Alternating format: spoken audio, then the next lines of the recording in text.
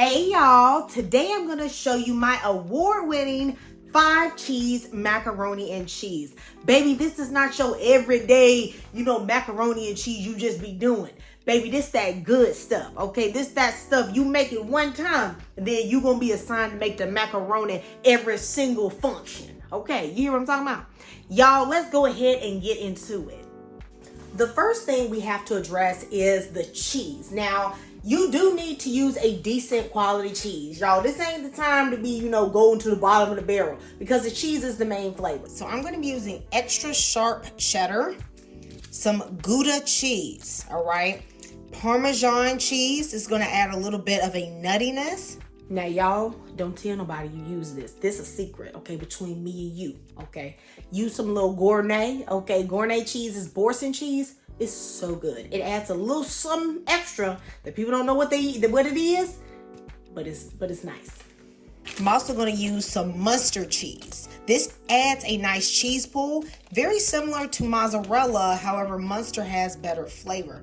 To save time grating cheese, I am going to use a food processor with this side of the blade up to cut the cheese. Now, if you don't have a food processor, honey, employ some child labor, okay? This is the one place, your kitchen is the one place child labor laws do not apply. Okay, so go ahead and put it in the top.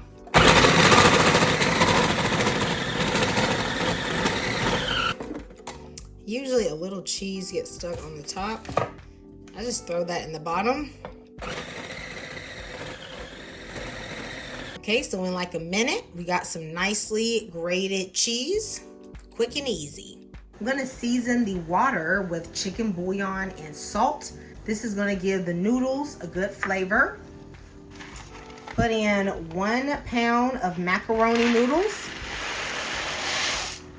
Just cook them according to the package instructions. I'm gonna take this off and drain them.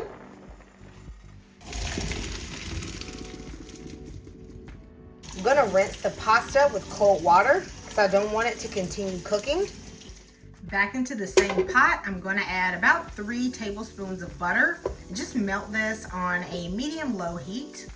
Into this butter, I'm gonna put about 3 tablespoons of flour. I'm gonna just lightly brown this. This will take about 40 seconds, maybe a minute max. You don't want it to become too dark or else it's not gonna thicken and make a roux. Into this, I am putting 1 whole can of evaporated milk. Evaporated milk is better over whole milk because it is richer. I'm also gonna add a little bit of half and half because I have some in my fridge that I need to use up. I'm gonna add the Boursin cheese. A good substitute for this would be cream cheese. I'm gonna start adding in the rest of the cheeses. I know it doesn't look like much now, but it's gonna thicken up, okay? So a little bit of Parmesan is going in there. Some Munster, of course, the cheddar, and some Gouda. Make sure you do reserve some cheese for the top though, because y'all know we got to get that nice cheesy crustification. So I'm gonna save about this much for the top. Once this melts, you're gonna get a nice rich cheese sauce. Okay, y'all see that? That pool? That's that Munster. That's what that Munster is doing. But the one cheese I don't like is that gummy cheese. To up the flavor, I'm gonna add a tiny bit of Dijon mustard. Now don't get crazy with this, okay? This is not a hot dog.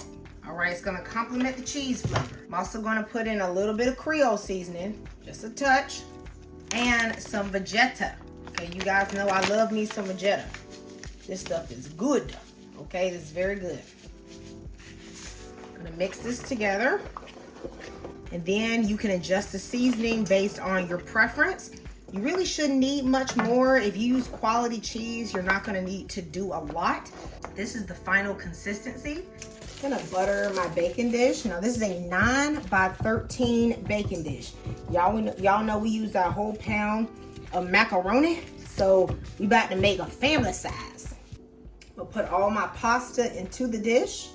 And I'm gonna end up mixing everything with the cheese sauce and everything just in the casserole dish. I'm gonna pour this right in. Ooh, child, look at that. Baby, you know that look good, though. Nice and cheesy. I'm gonna start to mix this together. It's gonna look a little loose, but remember this is gonna bake, so your pasta is gonna absorb some of it. And honestly, I like my mac and cheese really creamy. Some of y'all be bugging. I'll be liking that dry mac and cheese. Nah, not me. On top, I'm going to put more cheese, okay? Because y'all know this is macaroni and cheese, okay? It got to be cheesy, okay? At least for me. So I'm gonna use whatever is left, and I'm just gonna thinly spread this across the top so we can get that good crust. Look, you already know what we got to put on top, okay? A little bit of paprika, okay? Did you really cook the macaroni and cheese if you didn't add at least a little bit of paprika on there, okay? Just to let them know you was cooking up in that kitchen. I'm gonna cook this in the oven at 375 degrees for about 25 minutes or until it is nice and golden brown. Okay, y'all, it's been about 27 minutes. Ooh, child. Look at that, look at that, look at that. Nice and golden, baby. Now, I don't want to hear nothing in my comments about how this is not healthy. Look, repeat after me. This is not diet food. Now, I want you to say it with your chest. Okay, this is not diet food. If you lactose, get your pills ready and go ahead and dig in, because you know this is just for the comfort. Okay, y'all, let's get into this macaroni. Baby, do y'all see this? Honey, got a nice crust. Okay, all right, y'all. Y'all ain't nothing cute about how I'm eating right now, but this is some dang good macaroni. Are you gonna try this macaroni and cheese recipe? Let me know in the comments. I'll see you next time in Camille's Kitchen. Goodbye and God bless.